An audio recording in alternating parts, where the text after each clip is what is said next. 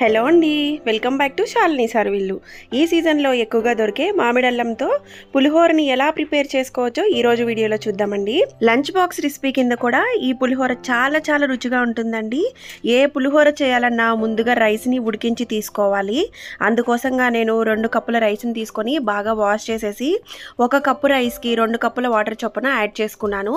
ఇందులో 1 spoon salt, 1 spoon పసుపు కూడా వేసుకొని మిక్స్ చేసేసి కుక్కర్లో పెట్టేసి 3 విజిల్స్ వచ్చే వరకు ఉడికించుకోవాలి. వీడియోలోకి వెళ్లే ముందు ఒక చిన్న క్వశ్చన్ అండి. మామిడల్లం గురించి ఎంతమందికి తెలుసు? మామిడల్లంతో ఇంకా ఏమేమి రెసిపీస్ మీరు చేస్తారో నాతో కామెంట్ సెక్షన్ లో షేర్ చేయండి ఫ్రెండ్స్. ఈ రైస్ పూర్తిగా చల్లారే లోపల మిగిలిన ప్రాసెస్ ని చూసేద్దామండి. ఈ పులిహోర కోసం 1 కప్పు రైస్ కి 100 గ్రామ్స్ మామిడల్లం సరిపోతుంది. మామూలు అల్లంతో పోలిస్తే మామిడల్లం తెల్లగా ఉంటుంది. తుంచి చూస్తే లోపల కొంచెం పసుపుగా ఉండి పచ్చి మామిడికాయ వాసన వస్తుంది. మామిడల్లం పైన ఉండే మట్టి అంతా కూడా పోయేటట్టు క్లీన్ చేసి తీసుకోండి. తర్వాత అల్లం స్కిన్ అంతా క్లీన్ చేసుకొని తురుముకోవచ్చు, లేదా ఇలా రోట్లో వేసుకొని దంచుకొని కూడా దంచుకోవచ్చు అండి. మామిడికాయ పులిహోరకి మనం మామిడికాయలని ఎలా వేసుకుంటామో అలా మెత్తగా దంచుకొని తీసుకోవాలి. ఇప్పుడు తాలింపు కోసం స్టవ్ ఆన్ చేసి కడాయిని పెట్టుకొని అందులో 5 టేబుల్ స్పూన్స్ ఆయిల్ వేసుకొని వేడి చేసుకోవాలి.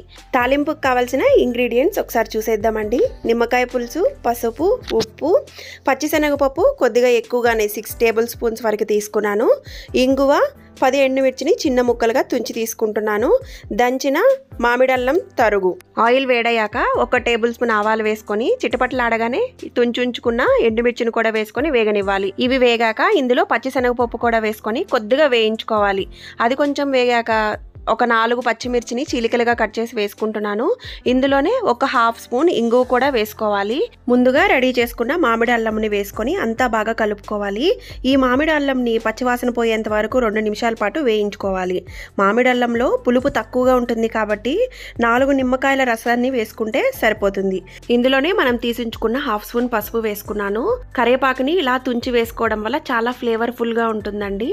వేయించిన పల్లీలు తీసుకున్నాను. మీరు పచ్చివి తీసుకుంటే కనుక ముందరగానే తాలింపుకి ఫస్ట్లోనే పల్లీలను వేయించుకోవాలి. నేను వేయించినవి తీసుకున్నాను కాబట్టి లాస్ట్లో వేసుకుంటున్నాను. పోపు దినుసులన్నీ బాగా కలిసేలాగా కలిపేసుకొని 1 నిమిషం పాటు వేయించుకున్నాక మనం తీసుంచుకున్న నిమ్మరసమును కూడా యాడ్ చేసేసుకొని స్టవ్ ఆఫ్ చేసుకోవాలి. ఇలా రెడీ చేసుకున్న పోపును అంతటినీ కూడా మనం చల్లార పెట్టుకున్న అన్నంలో వేసుకొని బాగా కలుపుకోవాలి.